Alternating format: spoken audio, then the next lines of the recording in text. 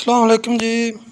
Motorcycle को चलाने का तरीका आज हम आप लोगों को बताएंगे। ये इसका स्विच है, ये लगाएंगे, यहाँ चाबी लगा दी और अब हम इसका ये वाला जो बटन है ना,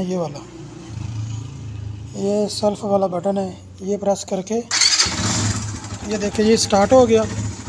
तो अब आप लोगों ने क्लच दबाना है, तो क्लच इसका ये है, ठीक है।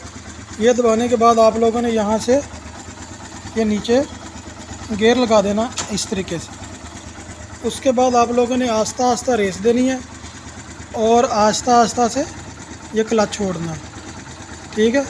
ये देखें इस तरीके से आप लोगों ने इसको आस्ता आस्ता रेस दी और ये देखें ये चल पड़ा। तो इस तरीके से आप लोगों ने इसको चलाना है। तो ये 5 गियर हैं इसके। तो मज़ीद मालूमात के लिए हमारे चैनल को सब्सक्राइब कर दें और इस तरह की इन्फॉर्मेशन आपको मिलती रहेंगी। बहुत शुक्रिया।